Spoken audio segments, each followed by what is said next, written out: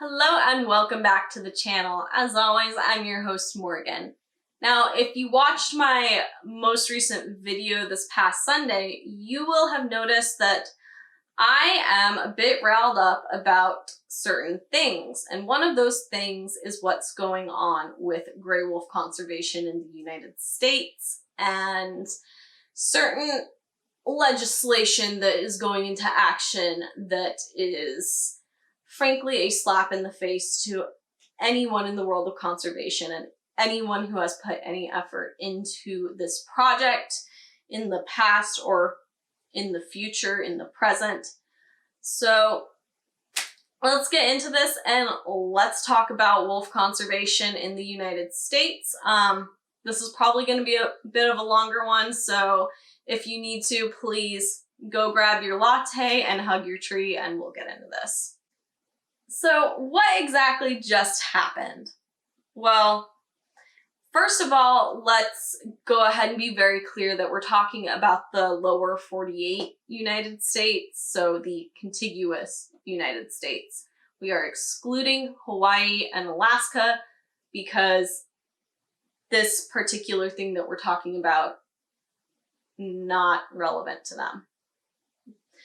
But according to what has just happened and the news and press going on, if you look at the Department of the Interior and Fish and Wildlife, gray wolf populations in the lower 48 hit 6,000 individuals after about 45 years of conservation, and evidently that exceeds all conservation goals. And the Department of Interior and Fish and Wildlife are announcing this a successful recovery of gray wolves in the United States. So they're being removed from the Endangered Species Act list of endangered and threatened species, which means they're losing their federal protection as an endangered species. According to the Department of the Interior, Fish and Wildlife will monitor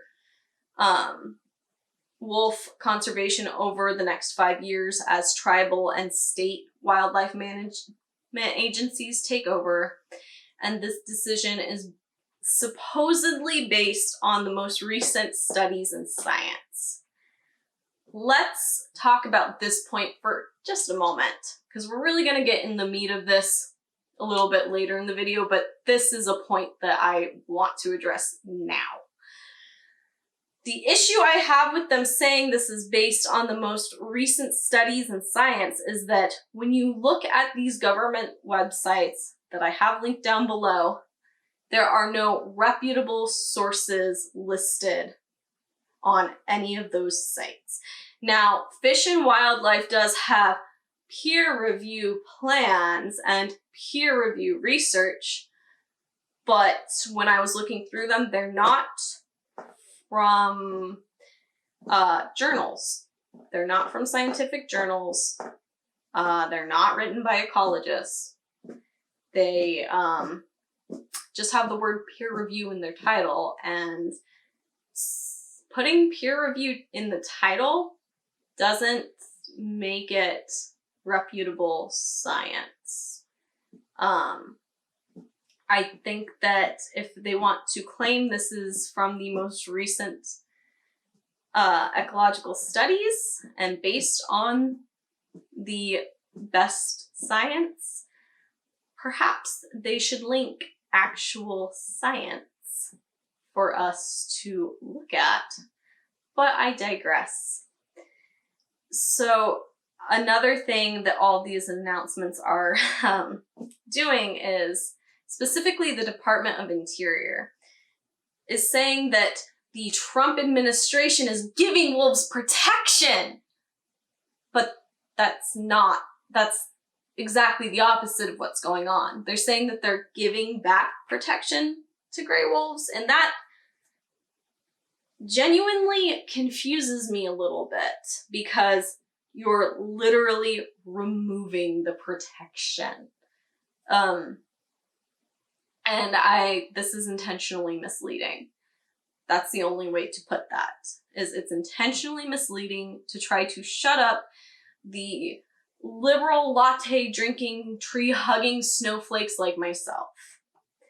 And they're basically saying that they're giving them protection because Fish and Wildlife is going to monitor populations for the next 5 years. And I don't know, man, that doesn't really seem like you're giving them protections if you're removing them from the federal list of endangered and threatened species. Please, somebody in the comments below explain to me why removing them from the endangered list of the list of endangered and threatened species is giving them protections. I am genuinely confused and would like to learn. But that's the thing. It's a misleading statement. They're not giving them protections, they're taking them away. And that is the point there. Now, before we really move on, I would like a quick aside for comments I know I'll get, and comments that have come at me on Twitter over the last few days as I've been talking about wolf conservation, because one thing that I got to learn about myself ever since this news broke was that the only reason I care about wolf conservation is because I get to hate on Trump. Boy howdy, I didn't know that. Like, I guess I should go back and tell 10-year-old Morgan that the only reason she cares about protecting wolves is because she wants to hate on Trump. She's not going to know who that is, by the way. But I mean, she should really know that. And again, yeah, before I get the links in the comments below, yes, the Obama administration did propose the same thing in 2013. It was a bad idea then, and it's still a bad idea now. And the one very confusing comment I saw saying, had the Obama administration succeeded in doing it, I would be all for it, is demonstrably false. This has nothing to do with liberal or conservative or me wanting to hate on a party or a politician. It has everything to do with this is a bad idea, and we're going to get into the nitty-gritty of why I believe that this is a bad idea. And by the way, what the Obama administration proposed in 2013 is not relevant to this conversation. We're talking about what the Trump administration has done now. The fact that Obama proposed it years ago, 7 years ago, has nothing to do with what is happening now.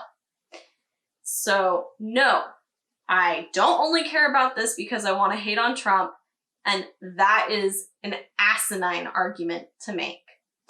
I digress. Let's move on. Before we move on and take a trip back down through history to talk about gray wolf conservation in the United States, let's ask the question, who is making this announcement on behalf of the Department of the Interior? Who exactly is handcrafting the message that will convince the American people that gray wolves need to be taken off the federal list of endangered and threatened species? Who is this individual? Well, it's U.S. Secretary of the Interior David L. Bernhardt. And who exactly is this man? Well, he's an American politician, he's an attorney, and he's a former oil and gas lobbyist. Well, why don't you look at that? If we look back through history, the oil and gas industry hasn't always been the biggest fan of the Department of Interior, because the Department of the Interior is supposed to protect things like the environment, ecosystems, wildlife, and that all those protections, they're so annoying. They get in the way of what the oil and gas industry wants to do all the time. And you know, The fact that this man is a former oil and gas lobbyist is a direct conflict of interest, and he never should have been confirmed. And actually, when he was confirmed, ethics concerns were brought up, but ultimately ignored, and his confirmation was pushed through like pretty much any person who was appointed by the current administration. And while when he was confirmed, he did promise to apply the law and be honest with science, he also said that the president's views, rather than the recommendations of scientists, would guide the Interior Department's policies whenever possible. What? Let's pause. Let's listen to that again. The president's views, rather than the recommendations of scientists, would guide the Interior Department's policies whenever possible. How is that what you want in someone who is in charge of protecting the environment, ecosystems, wildlife, and public lands of the United States? And under the guidance of this particular individual, the Department of Interior has substantially increased fossil fuel sales on public land and embarked on a program of deregulation, which basically just means they've been picking apart regulations that protect the environment, ecosystems, wildlife, and our public lands, one by one. And there's also measures out proposing mining on public lands, not just for oil and gas, by the way. There's been some talk about, I believe it was uranium mining in the greater Grand Canyon area, which is vehemently opposed by those in Arizona. But it's out there. That proposition is out there, and the current administration is supporting it. So with what we talked about on Sunday happening, and the fact that they're already planning on beginning explorations in the coastline of the Arctic, there are some frightening precedents being set right now, but we're not going to get into the nitty-gritty of that, because this is about the wolves. And now, if you kind of scroll down through that very long Department of the Interior thing that is essentially a whole pumping up for Trump.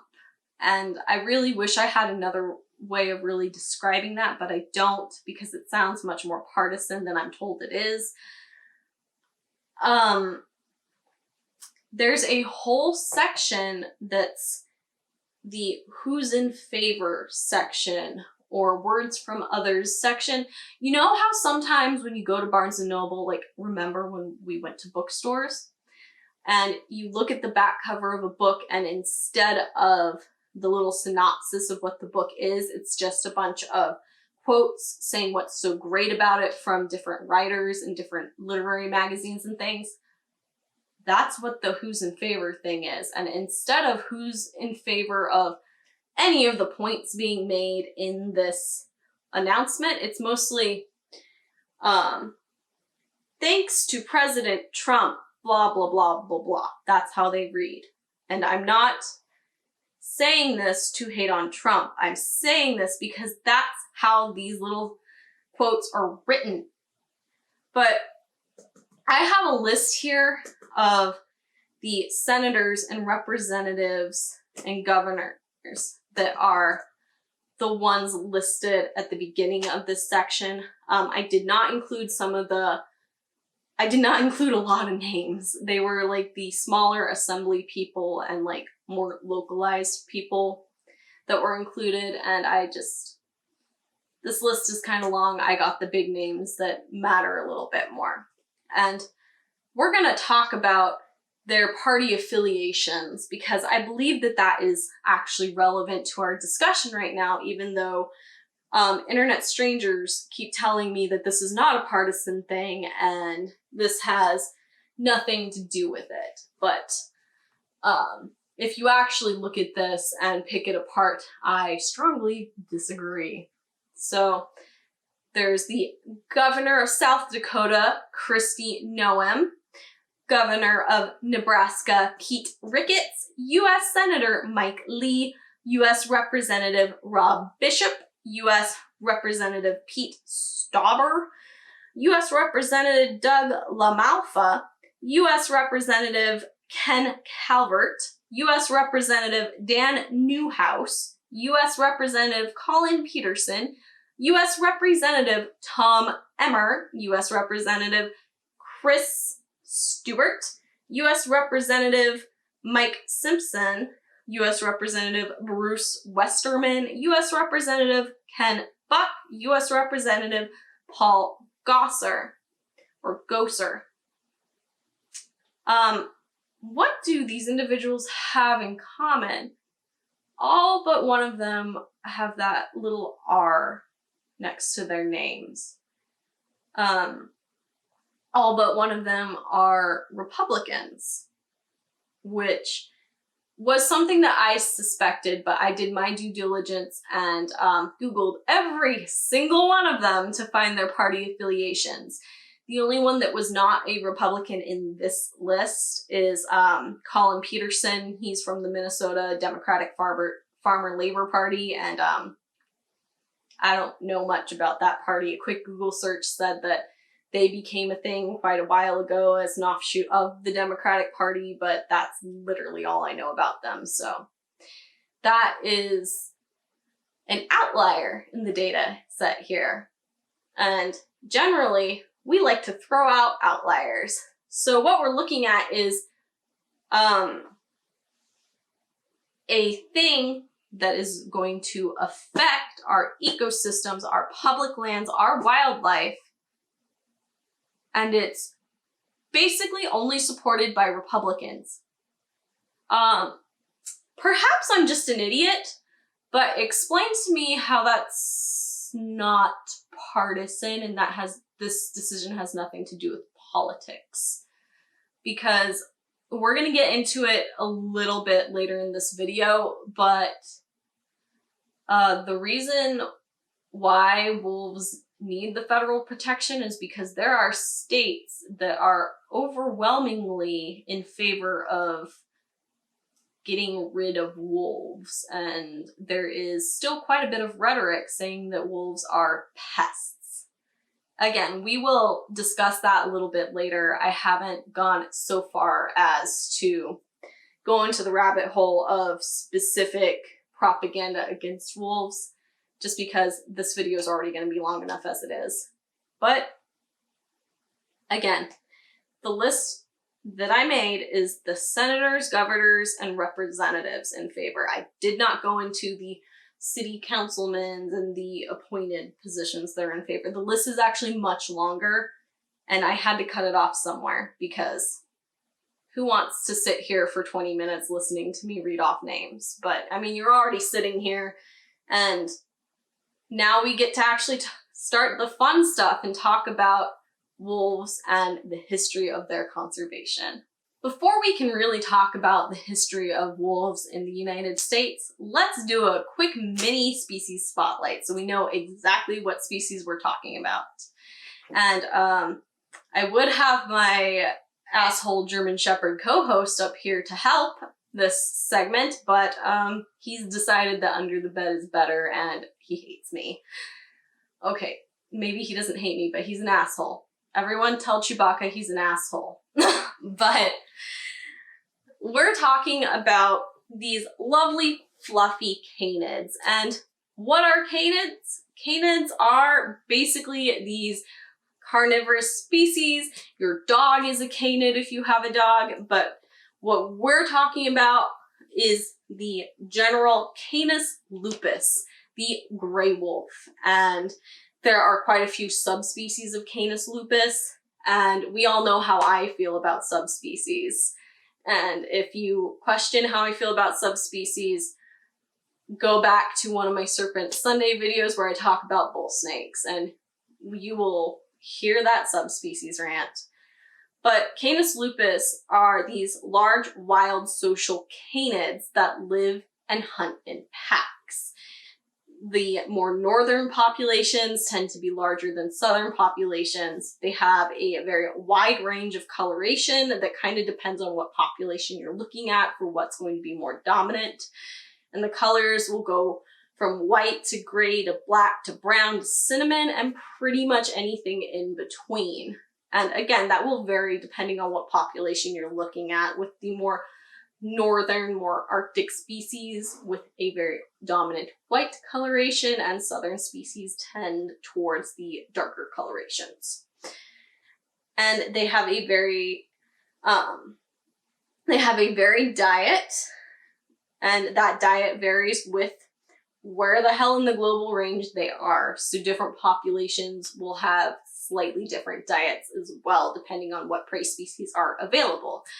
But in general, their favorite prey species tend to be the larger ungulates. So like deer, caribou, you'll see them hunt moose. Some populations will hunt bison and muskox. And again, diet will vary depending upon where they are in their global range, because gray wolves can pretty much be found all over the globe. And globally, they are classified as least concern by the IUCN Red List, but up until now, the US Federal List has them classified as endangered, because global stability does not mean they are not endangered in some parts of their global range. The IUC Red List classifications are a little bit arbitrary already because science is messy. And if you want to learn more about them, I do have an entire video just talking about the IUC Red List classifications and what endangered really means.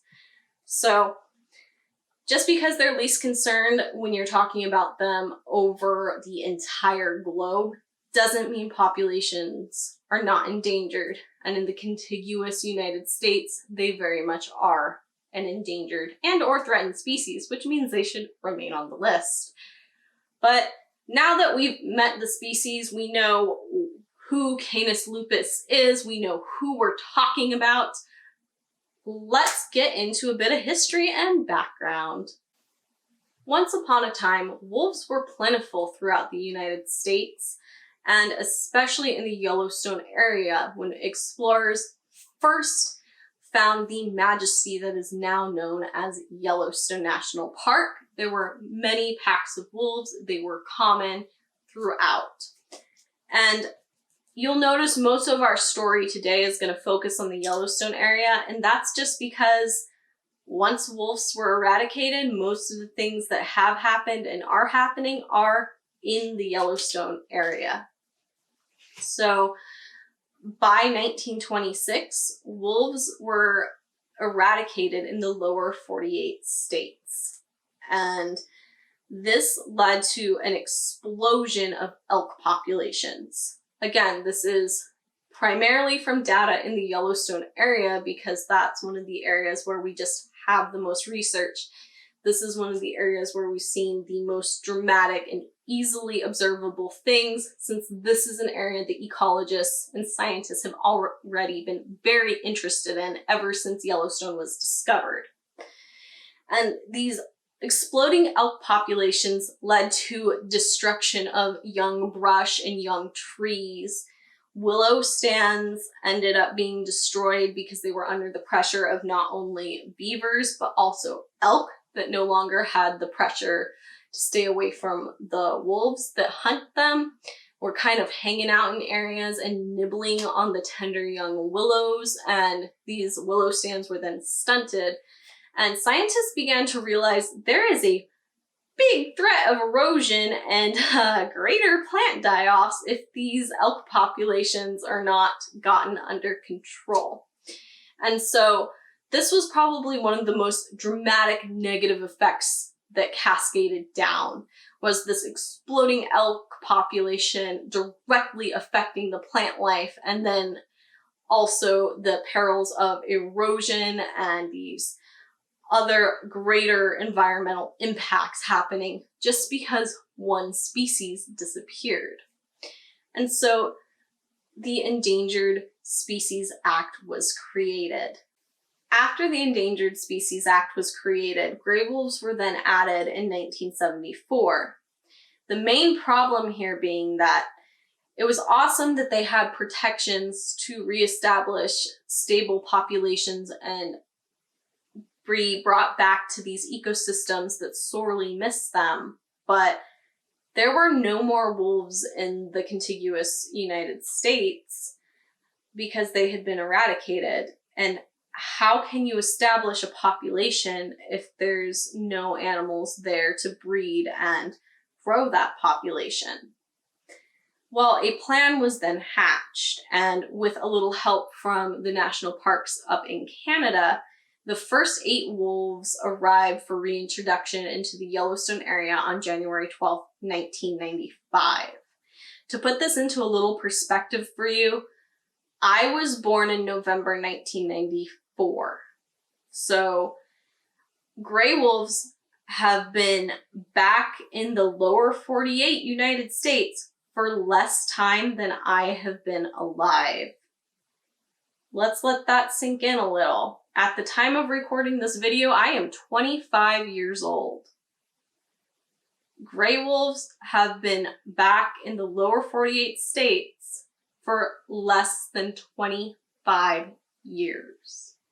Well, closer to the 26 years at this point, to be honest, but I don't want to think about that because I'm 25, I'm not 26. I still got a few more days.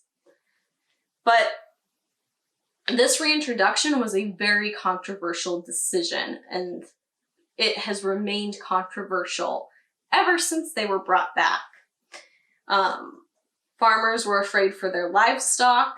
They thought that wolves were just going to decimate the flocks and decimate their herds. A lot of people were claiming that these were larger wolves that were from a different species than the ones that were hunted to extinction. That claim is not true, and it was just based on the fact that the wolves were from Canada, not the United States. The Canadian wolves were the exact same species, Canis lupus, that was lost from the lower 48 a few years prior. So that claim, completely false. And there was also a lot of propaganda spreading the fear that wolves would just attack people. Anyone who's out hiking or camping or even hanging out in their own property, if they lived near the area, were in danger of wolf attacks. And that was just an unfounded claim with no data to back it up, just a bunch of fear-mongering to try to stop the reintroduction. Fast forward a few months, and April 26, 1995, the alpha male of the brand new Rose Creek pack was illegally shot and killed, leaving his mate and puppies vulnerable.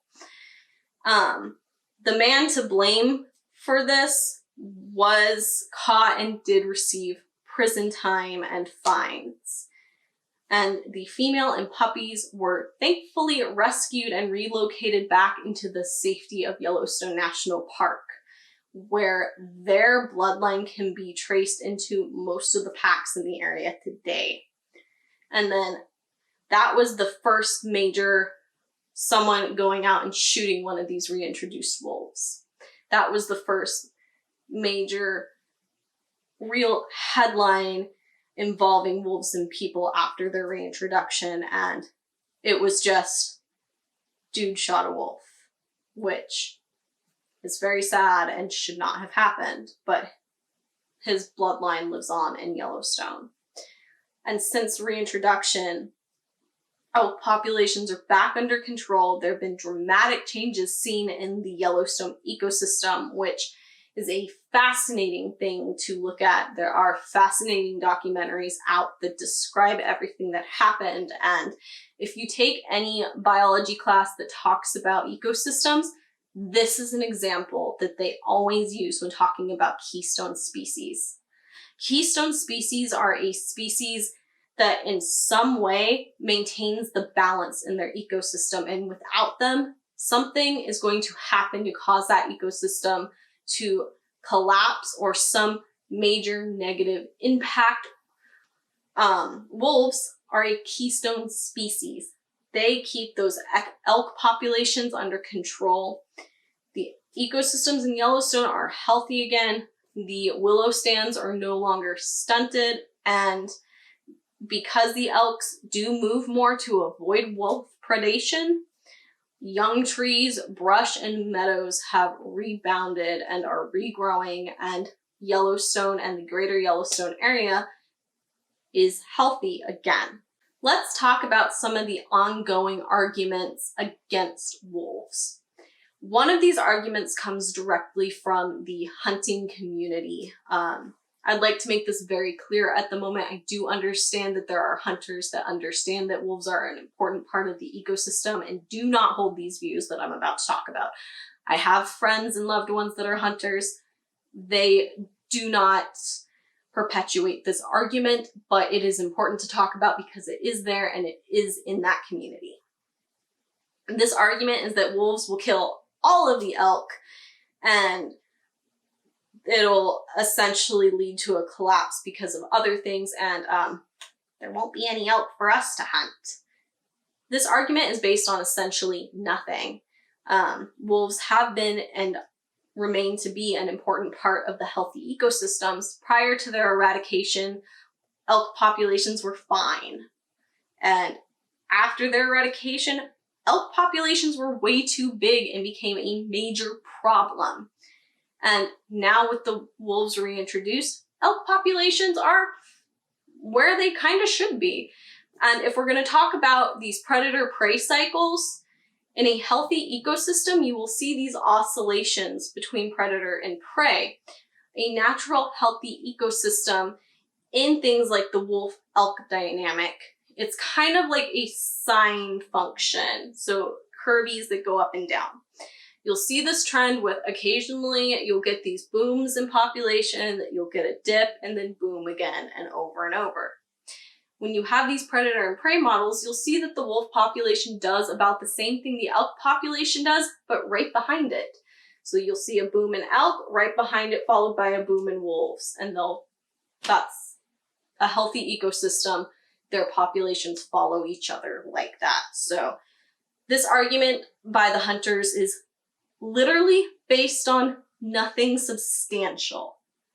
And the ones that are perpetuating this myth are effectively upset that there are regulations on the number of elk that they can hunt because there needs to be enough elk for the wolves to hunt without decimating the elk populations now. But that is an entirely different rant to go on. The other major argument is still from farmers, saying that wolves kill livestock and will prefer them over wild prey and they are a detriment to their pocketbooks. Okay, this one's a little interesting because I found a study published in March 2020, so March of this year, a very fresh study that actually found that even when livestock is abundant, wolves prefer wild prey. And globally, because this was a global study, 65% of the diet on average of a wolf was found to be made up of wild prey.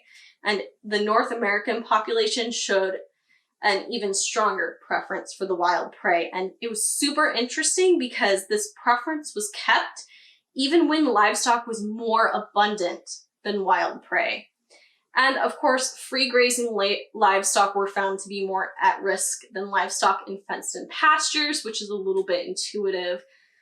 There's no barrier to make it harder for the wolves to get to them. But in general, no, wolves do not prefer livestock. They prefer wild prey.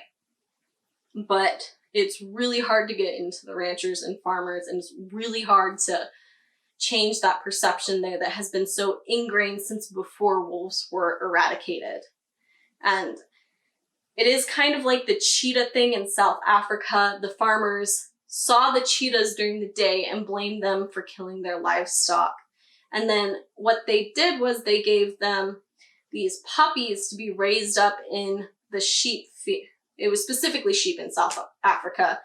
They gave them these sheep dogs that raised up with the flock and protected them, and they found that less of their flock was going missing, and the cheetahs were no longer getting killed by the farmers because they were being protected by the dogs. When in reality, what was killing them were the larger predators.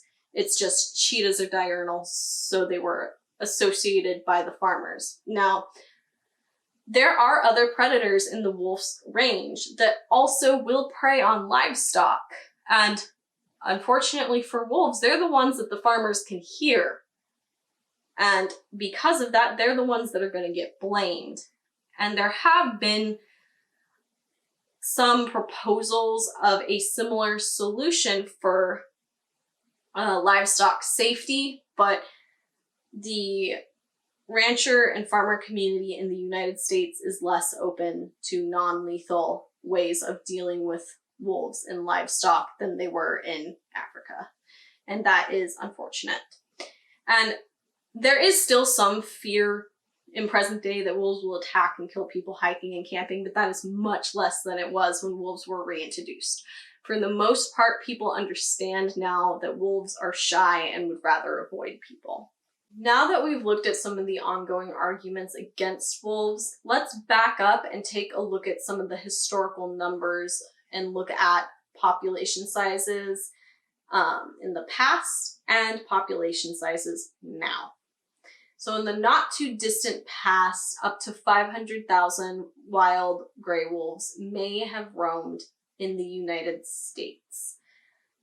Now let's compare that to the number being reported today. 6,000. Compare 6,000 wolves today in the lower 48 United States to up to 500,000. And now ask yourself, is this really a complete success?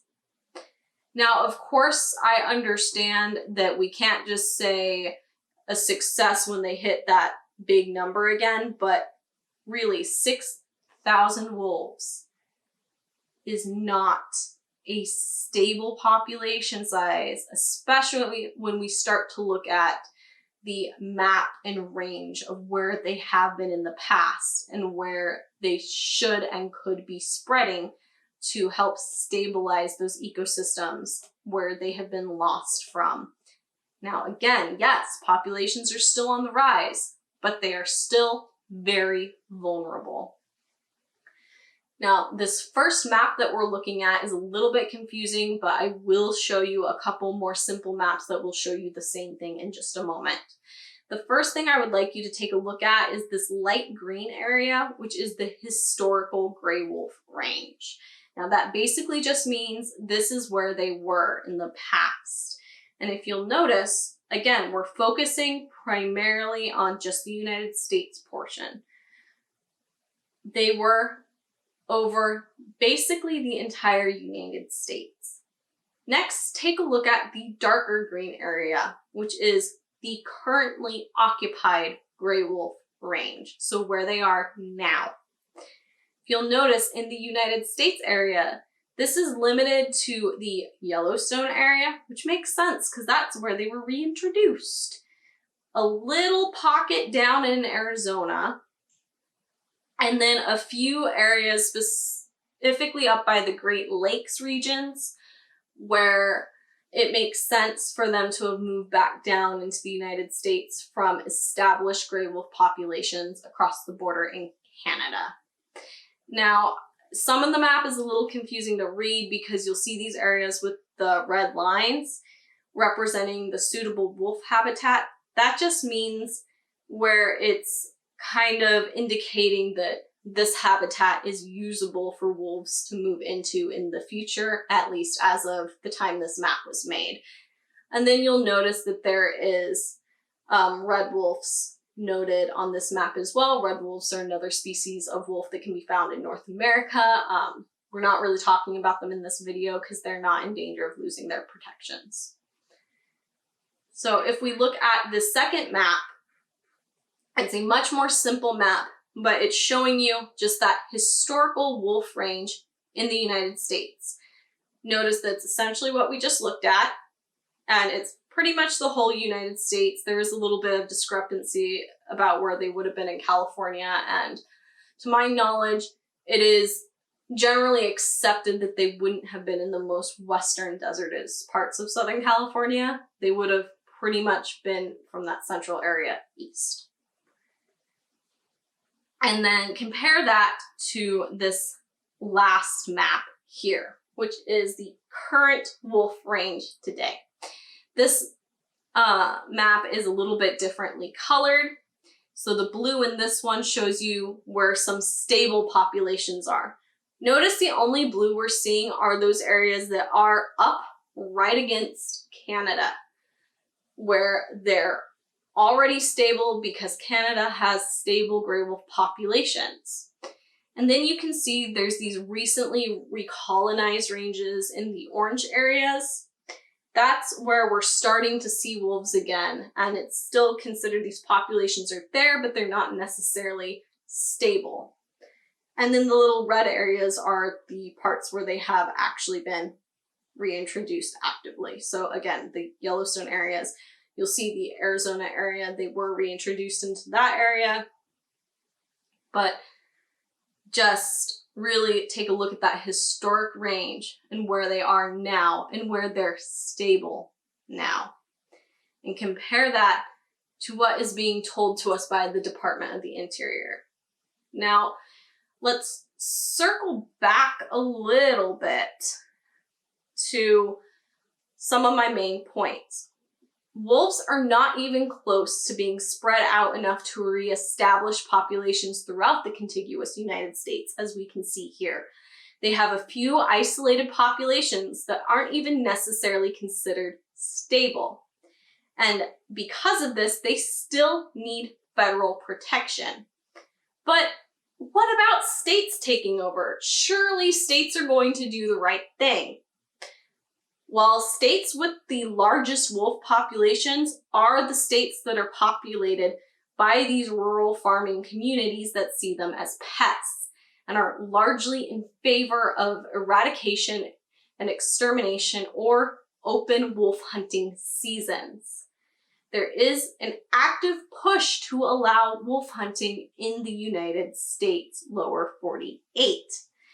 And specifically Wisconsin, the day after the news about the wolves was publicized, I came across an article that I have linked down below. It's very short, but I have taken this screenshot of the section I would like to highlight. Former Wisconsin Governor Scott Walker signed a bill in 2012 requiring the Department of Natural Resources to hold a wolf hunt. The agency held 3 seasons before a federal judge placed Great Lakes wolves back on the endangered species list in 2014. But the Wisconsin law remains valid, which means the DNR would have to reinstate the season if protections are lifted. How can things like this exist and people really argue that these states will continue to protect the wolves if there is no federal push to protect them? I get that this is one isolated case, but in this other states, especially surrounding the Yellowstone area, these ranchers are very much in favor of eradicating the wolves. They still blame them for any livestock death, despite current research coming out saying that on average, 65% of a wolf's diet is going to be wild prey, and even when the livestock abundances are greater than wild prey, wolves are going to prefer wild prey, and there are non-lethal options to allow humans and wolves to coexist peacefully. The overwhelming support tends to go to the easy, let's just shoot them. So they need protection, especially from the ranchers that are not always going to be open to those non-lethal ways of coexistence, and to the hunters that either see wolves as trophies or competition, which They are not competition. You're angry that you can't have as many tags to go hunt elk. Again, I'm not opposed to ethical hunting. I'm opposed to the arguments being made against wolves and seeing predators as a trophy to hunt in general. I am against the hunting of predator species because more often than not, it's for the explicit purpose of trophy hunting, but that is not the soapbox I am on today. So it is highly likely that many states with those larger wolf populations will not be likely to continue their protection with the removal of wolves from the federal list of endangered and threatened species. So to wrap everything up today, the Department of the Interior is trying to make it sound like the Trump administration is helping wolves when they are not. The Department of Interior is the one politicizing this decision. And I know that this video is coming out the day after Election Day, but the fact that this was pushed through so close to the election and so close to when the Trump administration is worried about getting the votes in those states that are very much in favor of this removal is suspicious. So gray wolves in the contiguous United States are still endangered, and 6,000 individuals does not mean that they have stable populations. Again, those stable populations are up by Canada, where they're also mixing with the Canadian populations that have not had the same pressures the United States populations have. There are also no actual studies linked to the releases from Fish and Wildlife and the Department of the Interior, or at least I did not find any reputable studies proclaiming wolves saved and stable in the lower 48, like what is being claimed by those departments.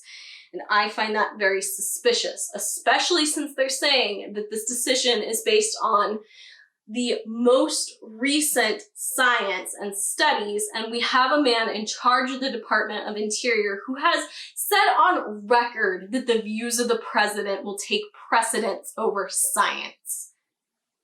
Again, let that one sink in.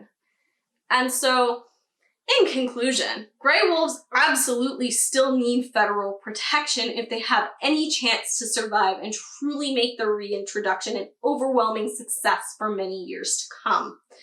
And they are the important keystone species in these ecosystems where they are present. And in order to really label this story that has been worked on by so many dedicated conservationists, ecologists, and scientists a success and to protect the health of these ecosystems, gray wolves absolutely need that federal protection, and they absolutely need to remain on the federal list of endangered and threatened species.